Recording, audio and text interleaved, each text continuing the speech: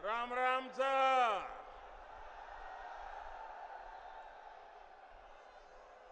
मैं सबसे पहले तो इतनी बड़ी तादाद में मेरी जहां भी नजर पड़ती है मुझे माताएं बहनें दिख रही हैं। मैं उनको विशेष रूप से प्रणाम करता हूं कि आप इतनी गर्मी में हम सबको आशीर्वाद देने के लिए इतनी बड़ी संख्या में आए हैं। शायद राजस्थान नया इतिहास लिखने जा रहा है। माताएं बहनें, मैं सर झुका करके आपको प्रणाम करता हूं। जय पुष्कर राजरी। परम पिता ब्रह्मा जी री जय। जय श्रीमन नारायण। सावित्री माता री जय। अजमेर, नागौर, ये क्षेत्र वीर तेजाजी महाराज और मीराबाई की आध्यात्मिक भूमि है। ये क्षेत्र राष्ट्र गौरव पृथ्वीराज चौहान जैसे शूरवीरों की शौर्य भूमि है। मैं इस महान धरती से राजस्थान की इस महान अनगिनत विभूतियों को सर झुका करके नमन करता हूं। साथियों, आज 6 अप्रैल को ही भारतीय जनता पार्टी की स्थापना हुई थी। ये संयोग देखिए कि आज ही मुझे पुष्कर क्षेत्र में आने का सौभाग्य मिला है।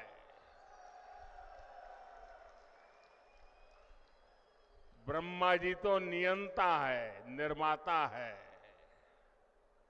और भारतीय जनता पार्टी भी नए भारत के निर्माण के लिए प्रतिबद्ध है।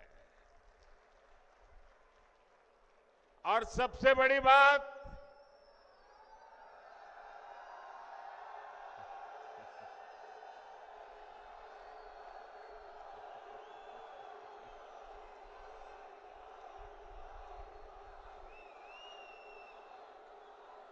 हमारा ये क्षेत्र कमल से इस क्षेत्र का संबंध है और भाजपा की पहचान भी देश के कोने कोने में कमल खिलाने जा रही है।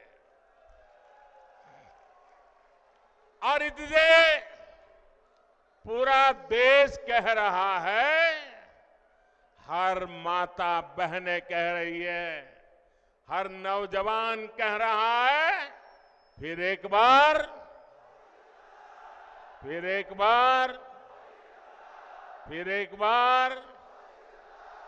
4 जून 400 पार। 4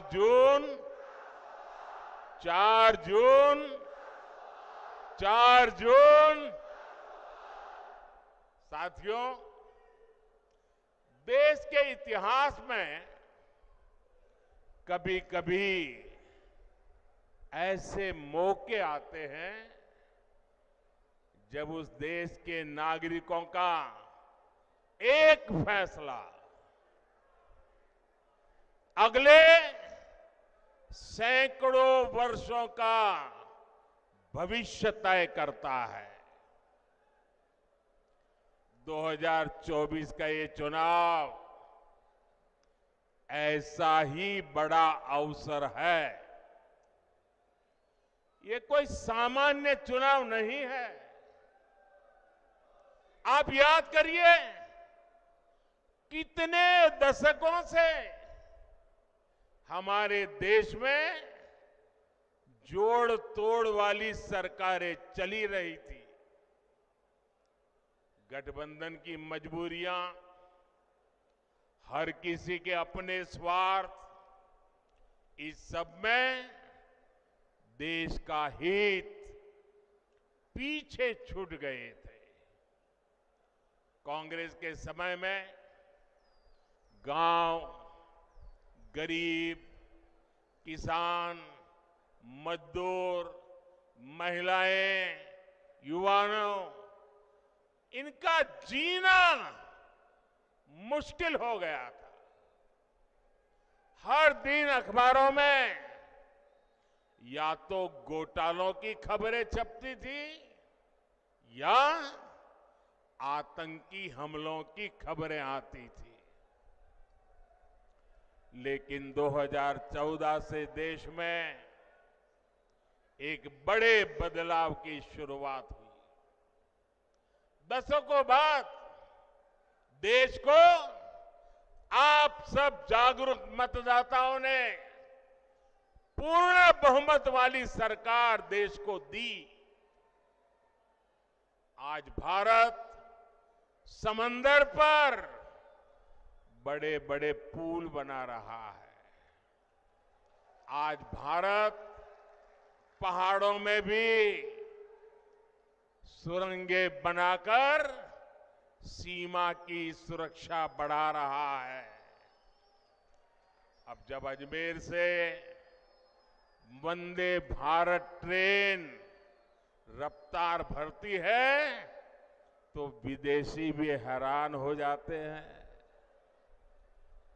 अब राजस्थान में एक से बढ़कर एक एक्सप्रेस वे बन रहे हैं, डेडिकेटेड फ्रेट कॉरिडोर बन रहे हैं। भाजपा के शासन में राजस्थान विकास की नई ऊंचाई की ओर बढ़ रहा है। साथियों, कांग्रेस जहां रहती है वहां विकास हो ही नहीं सकता। कांग्रेस ने ना कभी गरीब की परवाह की और ना ही कभी वंचितों, शोषितों, युवाओं के बारे में सोचा। कांग्रेस के लिए यही कहा जा सकता है, एक तो करेला, दूसरे नीम चढ़ा। एक तो परिवारवादी पार्टी और दूसरा उतना ही भ्रष्टाचारी पार्टी। आप याद करिए, कांग्रेस सरकार में राजस्थान को लेकर कैसी खबरें आती थी। युवाओं के भविष्य से खिलवाड़ वाली पेपर लीक की खबरें आए दिन वही पढ़ने को मिलता था। अपराधियों और माफियाओं के बेलगाम अपराध की खबरें, बेटियों के साथ अत्याचार की खबरें, पानी की विकराल होती समस्या की खबरें, कांग्रेस सरकार में लूट की हिस्सेदारी को लेकर सिर फुटव्वल की खबरें आया करती थी।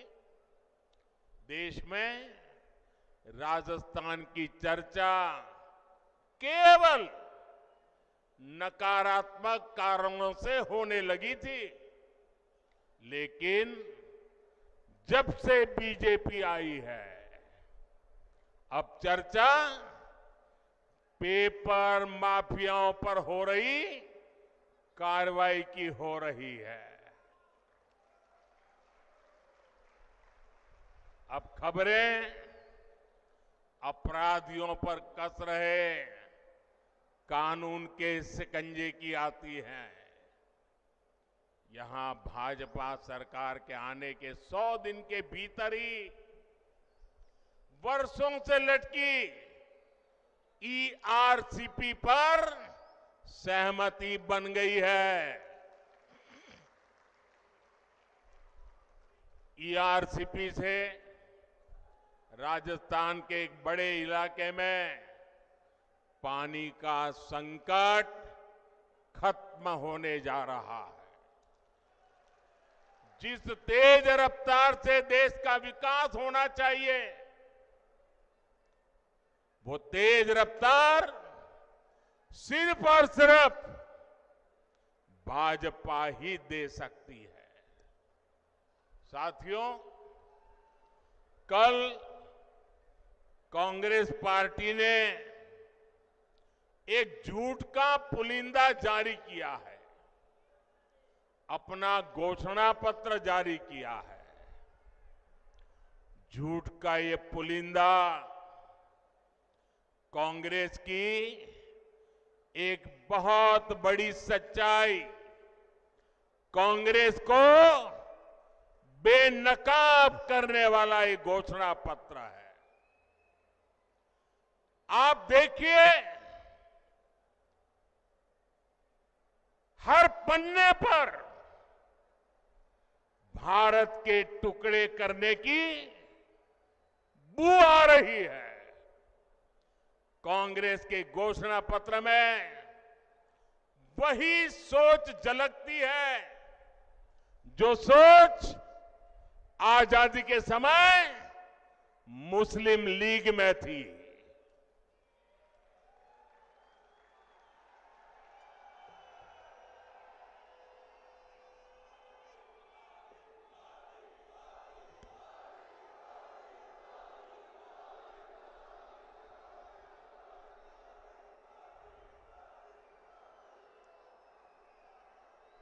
मुस्लिम लीग के उस समय के विचारों को कांग्रेस आज भारत पर थोपना चाहती है। मुस्लिम लीग की छाप वाले इस घोषणा पत्र में जो बचा खुचा हिस्सा था, उसमें वामपंथी लेफ्टिस्ट हावी हो गए हैं। और अब देखिए, आज की कांग्रेस के पास न सिद्धांत बचे हैं और न ही नीतियां बची है। ऐसा लग रहा है कांग्रेस सब कुछ ठेके पर दे चुकी है, पूरी कांग्रेस पार्टी को आउटसोर्स कर चुकी है।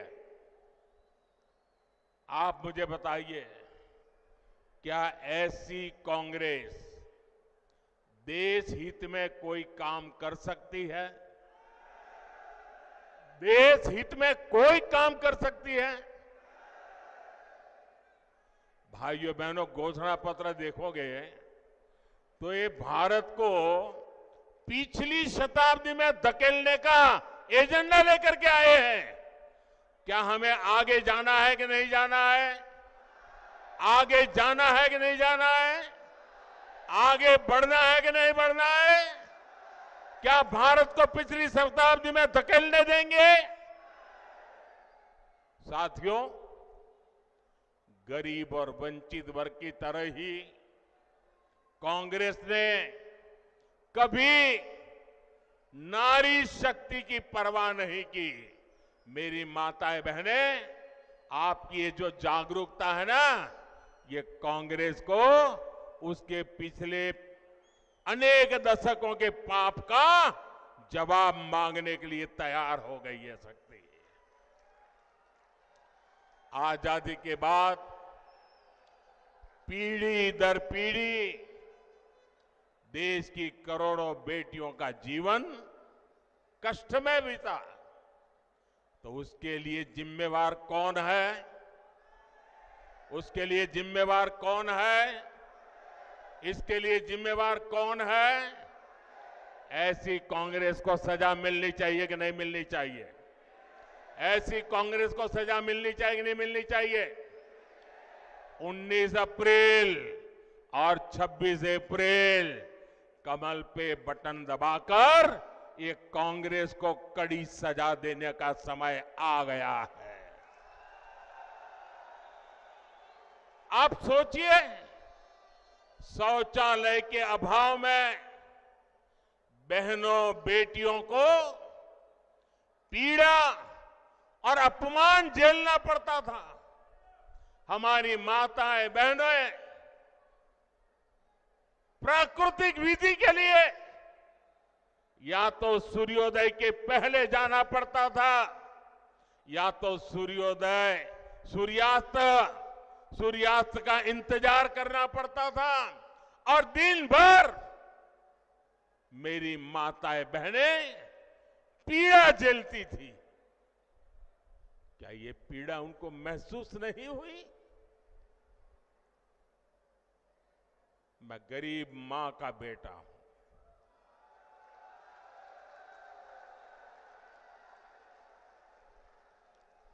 इसलिए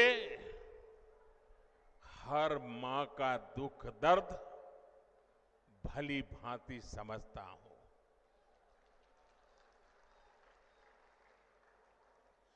करोड़ों गरीब परिवार की बहनों को धुएं में खाना पकाना पड़ता था और जब वो धुएं में खाना पकाती है ना, तो एक दिन में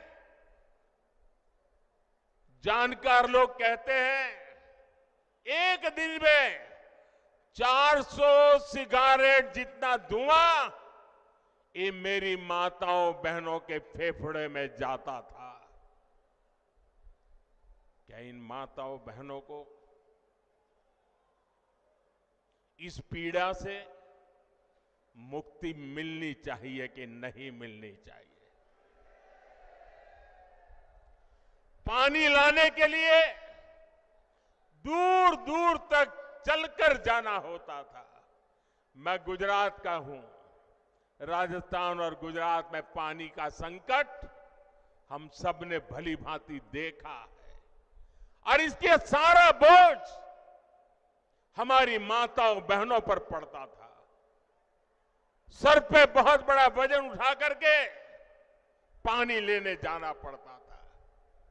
भाइयों बहनों, गर्भ के समय हमारी माताओं बहनों को जो पोषक आहार चाहिए ताकि गर्भ में जो बच्चा है वो तंदुरुस्ती के साथ उसका जन्म हो, उसकी भी परवाह नहीं की। आज आपका ये बेटा आपके गर्भ में जो बच्चा है ना, उसकी भी चिंता करता है।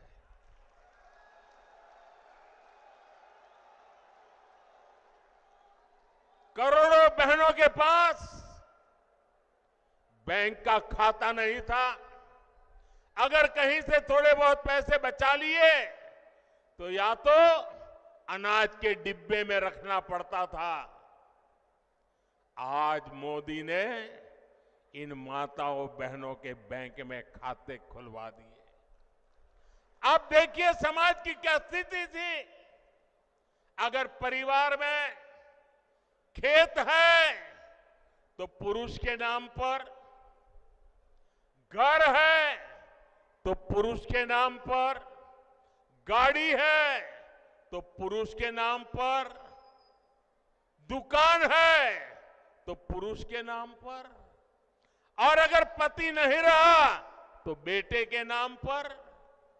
हमारी माताओं बहनों के नाम कुछ नहीं होता था। और ये आपका बेटा मेरी माताएं बहनें, इस आपके बेटे ने तय किया कि पीएम आवास के जो मकान देंगे ना, वो महिलाओं के नाम पर होंगे।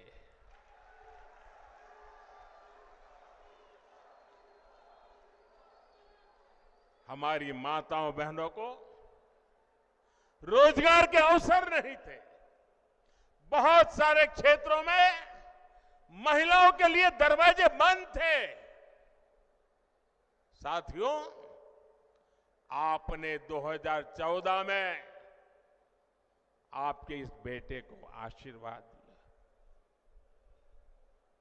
आपने मुझे आशीर्वाद दिया। गरीब के इस बेटे ने देश की मातृशक्ति का जीवन आसान बनाने के लिए पूरी शक्ति लगा दी। बीजेपी सरकार ने 12 करोड़ शौचालय बनाए और हमारी माताएं बहनें कहती हैं ये शौचालय तो हमारा इज्जत घर है। उज्ज्वला योजना ने 10 करोड़ गरीब परिवार की बहनों को धुएं से मुक्ति दी। गरीबों के जो 4 करोड़ घर बने उसमें से ज्यादातर घर महिलाओं के नाम किए। 11 करोड़ परिवार की बहनों के घर पहली बार नल से जल पहुंचा है। गर्भवती महिलाओं को पोषण के लिए उनके खाते में सीधे 15,000 करोड़ रुपए भेजे हैं ताकि गर्भ में बच्चा तंदुरुस्त हो। हमने 25 करोड़ से ज्यादा बहनों के जनधन बैंक खाते खोले। मुद्रा योजना ने बिना गारंटी का ऋण पाने वाली जो कुल लोग हैं उसमें से 70% ये मेरी माताएं बहनें उसकी लाभार्थी है। हमने पिछले 10 साल में 10 करोड़ बहनों को स्वयं सहायता समूहों से जोड़ा, सेल्फ हेल्प ग्रुप से जोड़ा।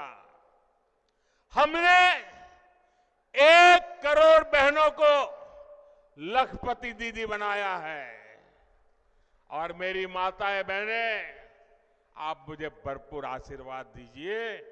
मेरा सपना है 3 करोड़ माताओं बहनों को मैं लखपति दीदी बनाना चाहता हूं।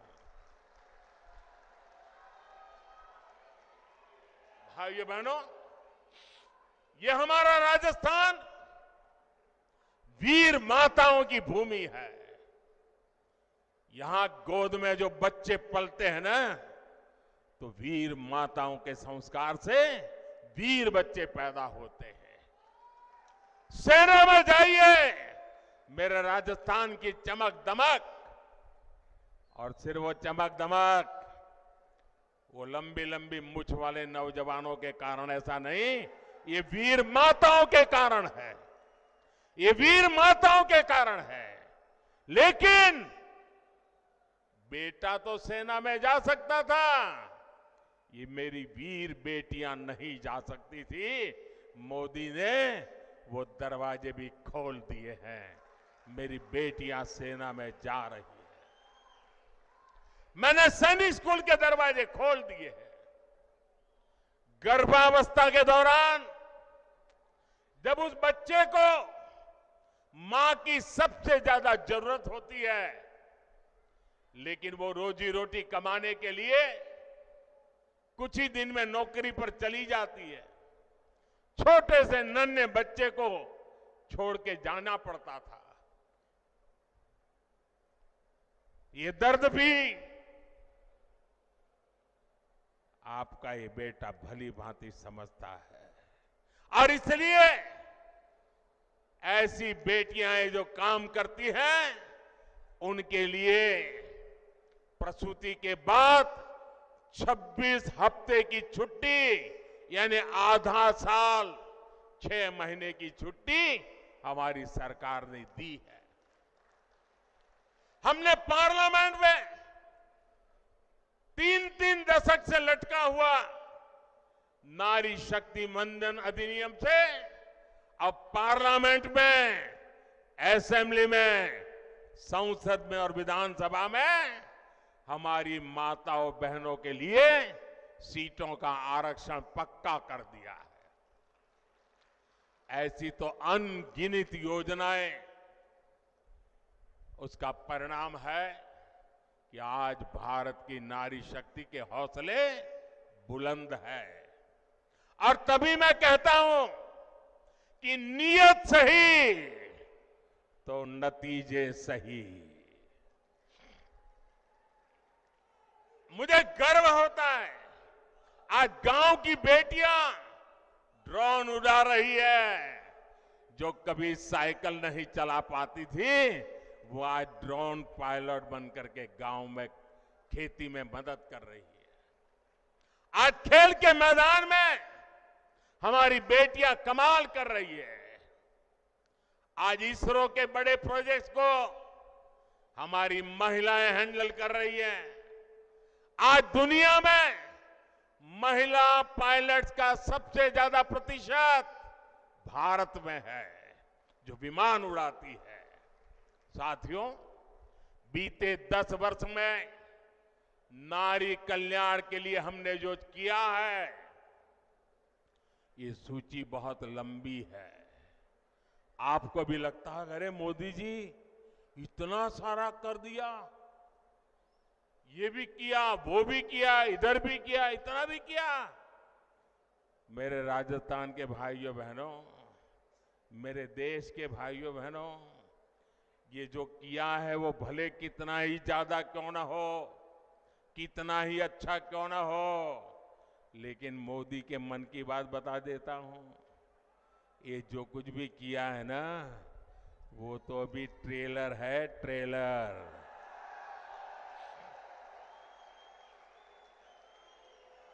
अभी तो हमें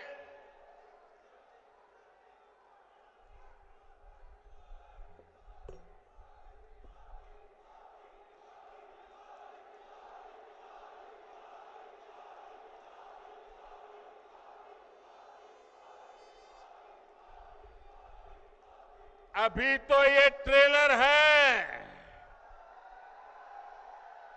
हमें देश को बहुत आगे लेके जाना है। और इसलिए मैं कहता हूं, आपका सपना ये मोदी का संकल्प है। हमें 2047 तक भारत को विकसित बनाना है। हमें भारत को दुनिया की तीसरी बड़ी आर्थिक ताकत बनाना है। हमें हर प्रकार से भारत को आत्मनिर्भर बनाना है। ये तभी संभव होगा जब देश की आधी आबादी की भागीदारी का विस्तार होगा। माताओं, बहनों, बेटियों का सुख, सुविधा, सम्मान, सुरक्षा और समृद्धि, ये मोदी की गारंटी है। और इसलिए देश की नारी शक्ति भी कह रही है, मोदी को जिताएंगे। हर नारी कह रही है, हर नारी की गारंटी है। साथियों, मोदी आप सबके बीच से आप ही की तरह एक सामान्य परिवार से उठ करके आया है। आज भाजपा का स्थापना दिन मनाया जा रहा है। मुझे कमल के फूल भेंट में दिए गए हैं, लेकिन एक जमाना था मैं भी आप ही की तरह बूथ पे काम करता था, लोगों के घर पे झंडा लगाने जाता था, दीवारों को चित्र पेंट करता था, कभी पोस्टर लगाने जाता था, कभी जिंदाबाद जिंदाबाद के जहां जुलूस निकालता था। आप ही के बीच से निकल करके आज मैं आपके यहां पहुंचा।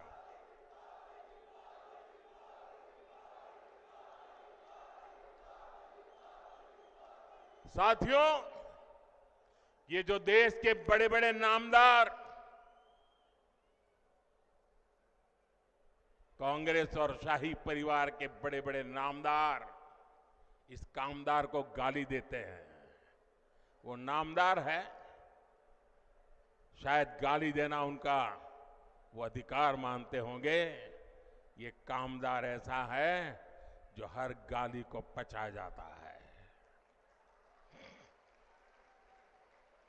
साथियों, ये मोदी से इसलिए नाराज है क्योंकि मोदी आज देश के गांव गरीब के साथ चट्टान की तरह खड़ा है। जनता के पैसे को लूटना ये लोग अपना खानदानी हक समझते थे। मोदी ने पिछले 10 साल में लूट की इस बीमारी का परमानेंट इलाज कर दिया है। मोदी ने इनकी लूट की दुकान का शटर गिरा दिया है और इसलिए ये बौखलाए हुए हैं। साथियों, इन परिवारवादी भ्रष्टाचारियों के कैसे कैसे खेल होते हैं, मैं आपको एक उदाहरण देता हूं। आज बीजेपी की सरकार देश के 80 करोड़ जरूरतमंदों को मुफ्त राशन देती है। अलग अलग योजनाओं का पैसा सीधा आपके खाते में आता है। 10 वर्ष में हमने 30 लाख करोड़ रुपया, आंकड़ा याद रखिए, 10 साल में 30 लाख करोड़ रुपए से भी ज्यादा गरीबों के खाते में सीधे भेजे हैं। जब कांग्रेस की सरकार थी तब जो भी पैसा सरकार द्वारा भेजा जाता था तो बीच में ही लूट जाता था।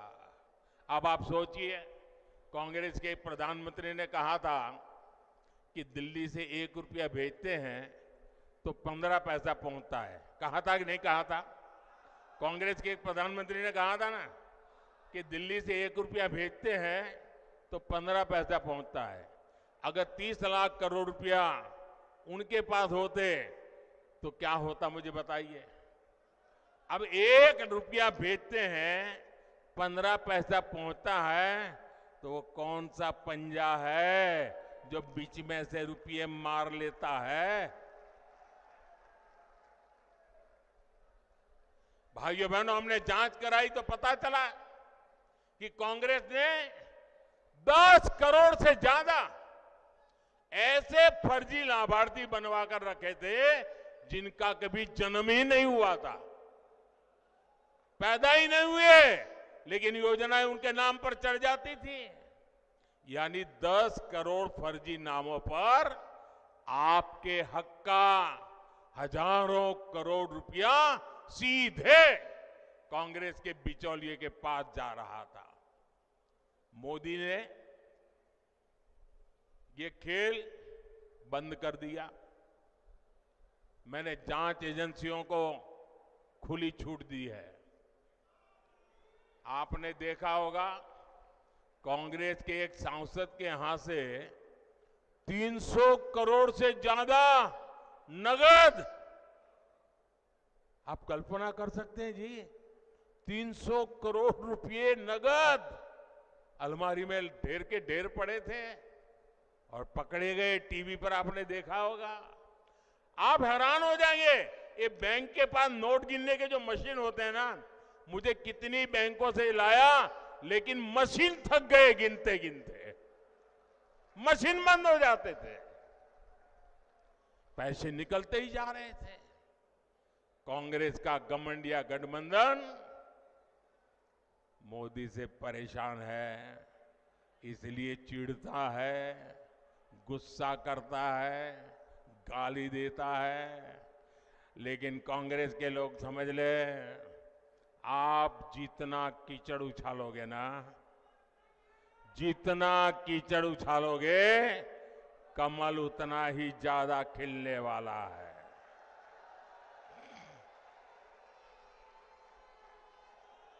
और आप देखिए, मैं कहता हूं भ्रष्टाचार हटाओ, वो कहते हैं भ्रष्टाचारी बचाओ। अभी देखिए, कांग्रेस पार्टी चुनाव जीतने के लिए रैली नहीं कर रही है, भ्रष्टाचारी को बचाने के लिए रैली कर रही है।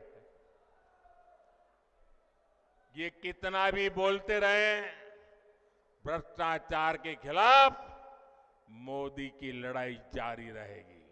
मुझे बताइए, मुझे लड़ाई जारी रखनी चाहिए कि नहीं? इस देश से भ्रष्टाचार जाना चाहिए कि नहीं? भ्रष्टाचार खत्म होना चाहिए कि नहीं होना चाहिए? आपके आशीर्वाद है ना? आपके आशीर्वाद है ना? आपके आशीर्वाद है तो मैं लड़ता रहूंगा।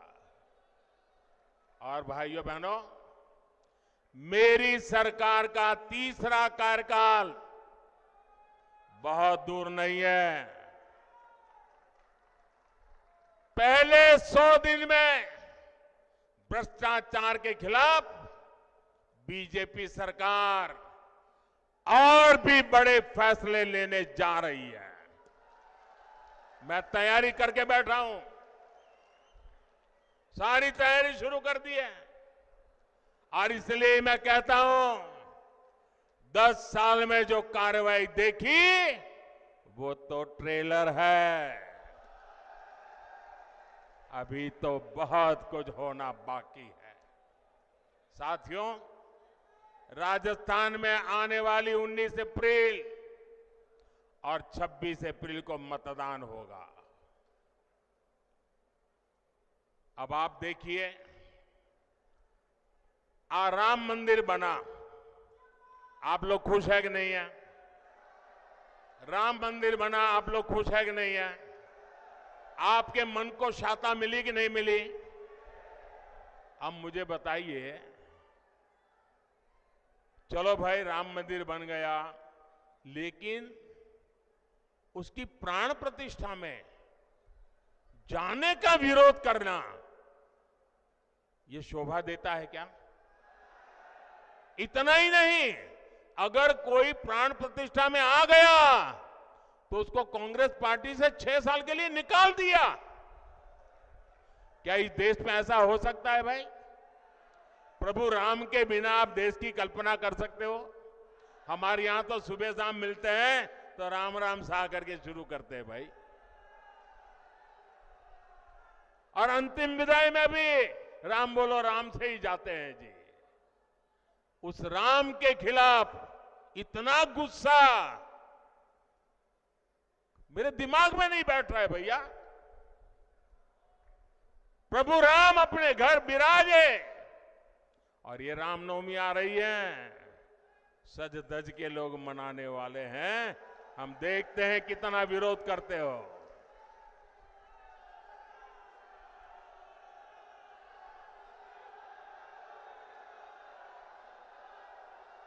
साथियों, 19 अप्रैल और 26 अप्रैल 2 दिन मतदान के हैं राजस्थान में। इस बार भारतीय जनता पार्टी ने अजमेर से हमारे साथी भागीरथ चौधरी जी को एक बार फिर उम्मीदवार बनाया है, और नागौर में मेरी छोटी बहन ज्योति मिर्धा जी ने जिम्मेवारी संभाली है।